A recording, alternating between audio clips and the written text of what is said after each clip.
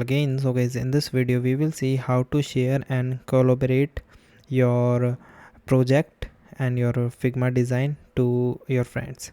So guys, if you want to share and collaborate, so guys, it is very easy. First of all, you simply open your page and create your design.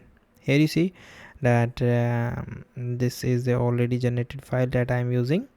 After that guys, here you see there is an option of share.